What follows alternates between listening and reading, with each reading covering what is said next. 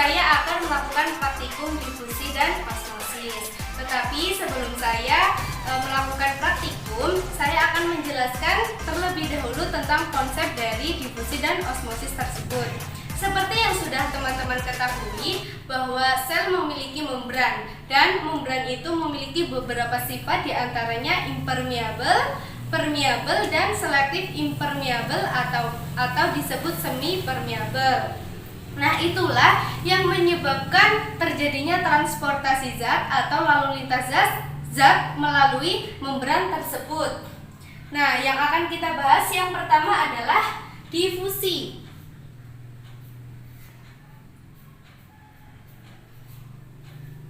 Yang kedua adalah osmosis.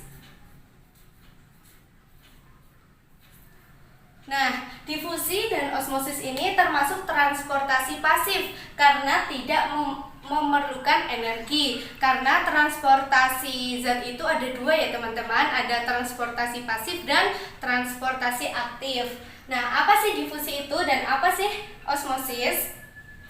Difusi adalah perpindahan zat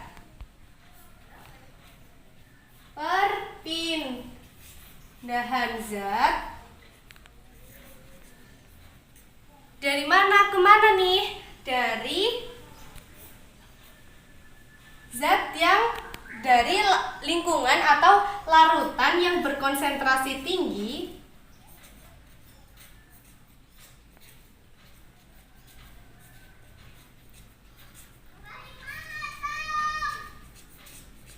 ke larutan yang berkonsentrasi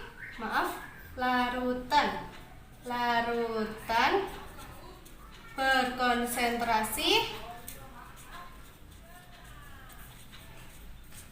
rendah.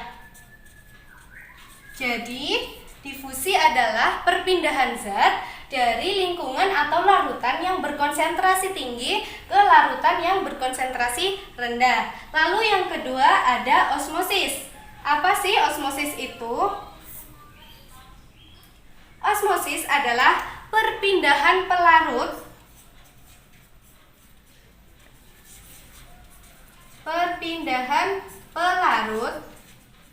atau bisa juga disebut air ya. Dari mana ke mana? Dari larutan berkonsentrasi rendah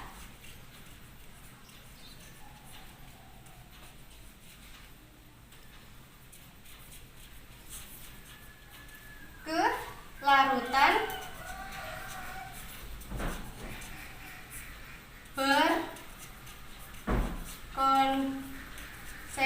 berkonsentrasi tinggi.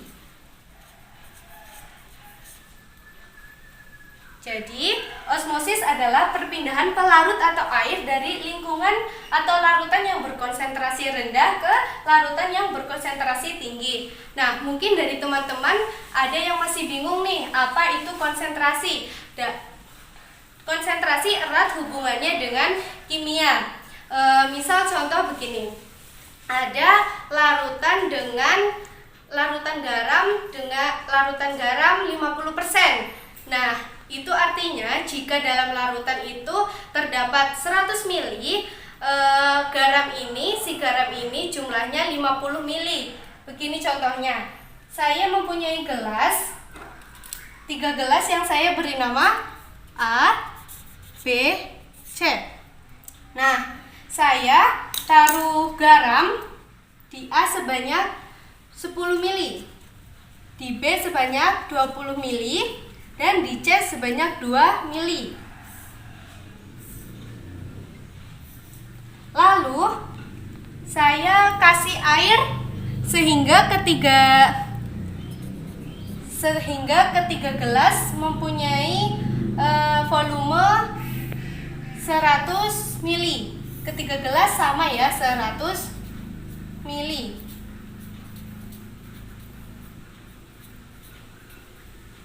Nah, ini artinya pada gelas A adalah larutan garam 10%, di gelas B adalah larutan garam 20%, dan yang di C adalah larutan garam dengan 2%.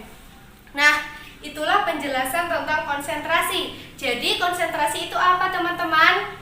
Nah, konsentrasi adalah jumlah zat dalam suatu larutan. Jadi konsentrasi itu dipengaruhi oleh jumlah zat dalam suatu larutan. Nah, untuk lebih memahami tentang difusi dan osmosis, mari kita melakukan praktikum. Nah, di sini saya akan melakukan praktikum difusi dengan menggunakan sirup dan praktikum osmosis dengan menggunakan terong.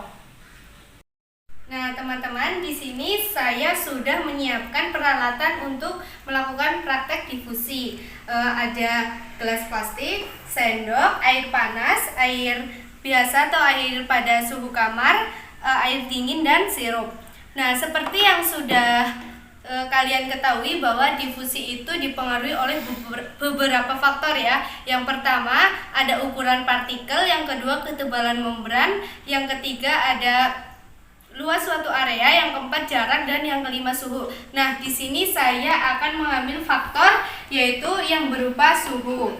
Pertama-tama, di sini saya sudah menyiapkan 3 gelas yang sudah saya beri label. Ada air panas, air biasa atau pada suhu kamar, dan air dingin. Yang kedua, kita tuangkan air pada setiap gelas yang sudah kita beri label. Air panas, air biasa atau air pada suhu kamar, dan yang ketiga air dingin.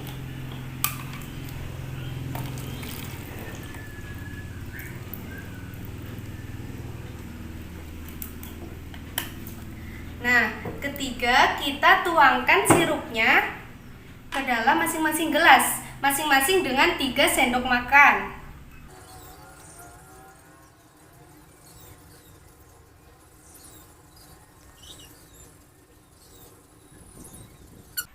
Nah, sudah. Setelah itu kita tunggu selama 20 menit dan kita amati perubahannya. Nah, teman-teman, sekarang sudah 20 menit kita menunggu. Sekarang kita amati satu persatu perubahan dari yang pertama, gelas dengan air panas. Lihat di sini bahwa zat pelarut atau sirupnya lebih cepat larut ke pelarutnya pada air panas, dan warnanya pun lebih pekat. Warna merahnya lebih pekat seperti merah tua. Terus sudah tidak terdapat gumpalan ataupun endapan sirup di bawah gelas. Ini artinya sirup pada pelarut air panas larut dengan sempurna. Yang kedua, kita amati pada sirup pada pelarut air biasa atau suhu kamar. Terlihat di sini bahwa zat pelarut atau sirupnya lebih lama larut dalam pelarut dibandingkan dengan tadi yang pada air panas, dan warnanya pun berubah menjadi merah muda. Terus di sini masih terdapat gumpalan atau endapan sirup di bawah gelasnya, sehingga sirup dalam air biasa atau suhu kamar ini belum larut dengan sempurna. Yang ketiga, kita amati sirup pada air dingin. Di sini terlihat bahwa zat pelarut atau sirupnya paling lama dari yang di air panas dan air dingin. Larut paling lama ya. Paling lama, dan warnanya pun berubah menjadi merah transparan, dan masih terbanyak gumpalan-gumpalan atau endapan sirup di bawah gelas. Ini artinya sirup ini belum larut dengan sempurna. Ini paling lambat dari yang air panas dan air biasa. Mengapa hal demikian bisa terjadi? Nah, seperti yang di awal saya jelaskan bahwa saya mengambil faktor suhu dalam praktikum difusi ini. Mengapa bisa sirup yang ditaruh di air hangat ini paling cepat larut atau paling cepat menyebar dibandingkan dengan air biasa atau apalagi dengan air dingin? Kenapa bisa begitu? Iya, karena semakin tinggi suhu pelarut, maka partikel-partikel atau molekul-molekul atau zat-zatnya lebih mudah bergerak atau lebih mudah menyebar. Itu sebabnya sirup pada air hangat lebih cepat larut dibandingkan pada air biasa ataupun air dingin. Selanjutnya, kita akan melakukan praktikum osmosis menggunakan terong. Teman-teman, di sini saya sudah menyiapkan alat-alat dan bahan untuk melakukan praktik difusi. Di sini sudah ada gelas plastik, air biasa atau air murni, terong, pisau, tisu, larutan isotonik, garam, penggaris, dan terong yang sudah saya potong-potong. Namun sebelum melakukan praktikum osmosis ini, saya akan sedikit menambah informasi bahwa tadi nama lain dari larutan berkonsentrasi tinggi itu adalah hipertonik. Sedangkan nama lain dari larutan berkonsentrasi rendah adalah hipotonik.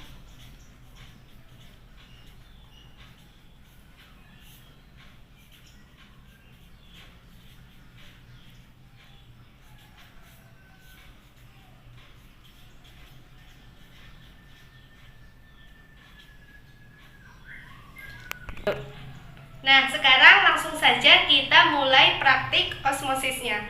Di sini saya sudah menyiapkan gelas plastik yang sudah saya beri label masing-masing. Kedua, kita masukkan air sesuai dengan nama pada labelnya. Pertama adalah air murni atau aquades.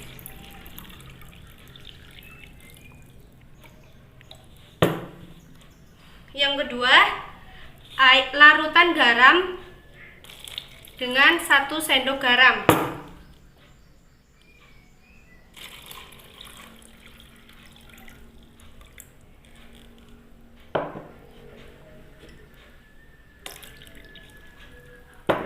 Kita kasih 1 sendok garam.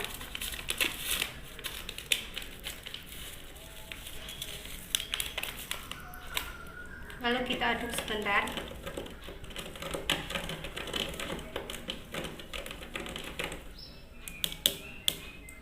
Yang kedua, larutan dengan 2 sendok garam.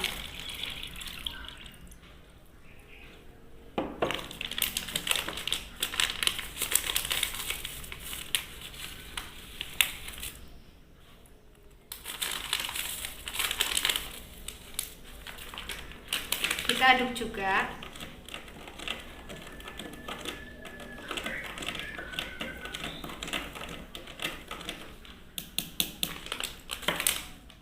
Yang ketiga, kita masukkan larutan isotonik.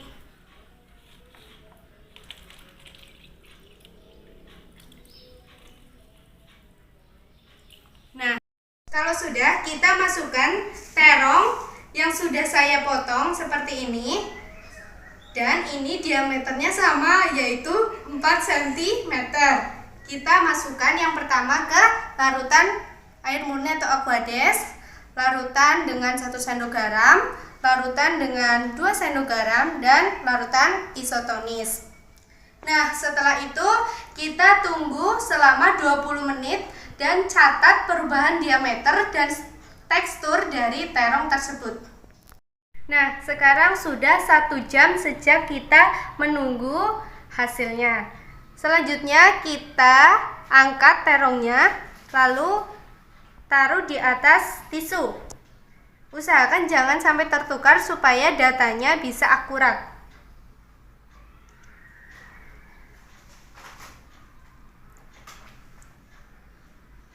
Setelah itu, kita amati perubahan diameter dan tekstur dari terongnya.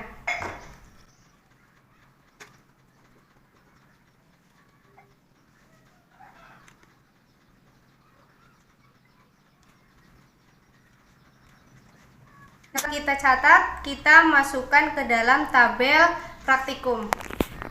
Nah, teman-teman, ini adalah data yang saya peroleh dari hasil pengamatan pada terong. Kita bahas satu persatu. Yang pertama, terong pada air murni atau aquades. Kita fokus pada perubahan diameternya terlebih dahulu.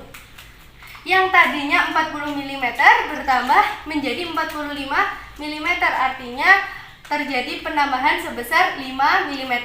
Yang kedua, pada larutan garam 1 sendok, apa yang terjadi pada terong tersebut? Dari yang tadinya 40 mm berubah menjadi 38 mm. Ini artinya terjadi pengurangan sebesar 2 mm. Nah, yang ketiga, di dalam larutan garam 2 sendok, terong yang tadinya 40 mm berkurang menjadi 35 mm. Ini artinya terjadi pengurangan sebesar 5 mm. Dan yang terakhir, terong yang kita taruh pada larutan isotonis yang tadinya 40 mm tetap menjadi 40 mm. Artinya tidak terjadi pengurangan ataupun penambahan pada terong tersebut. Teman-teman, bagaimana hal tersebut bisa terjadi? Mengapa pada air aquades ini terjadi penambahan, sedangkan di larutan garam terjadi pengurangan? Nah, kita akan bahas satu persatu ya. Yang pertama, pada air murni atau aquades. Secara logika, terong ini merupakan sel tumbuhan, sedangkan ini merupakan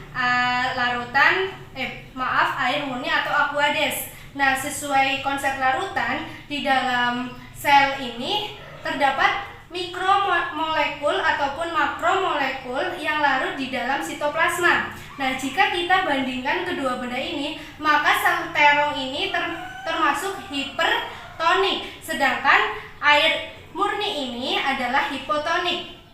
Nah, sehingga jika kita taruh terong ini ke dalam air murni, otomatis terjadi peristiwa osmosis. Dari mana ke mana? Dari air murni atau aquades ke terong, karena air murni ini hipotonik menuju ke terong yang sifatnya hipertonik.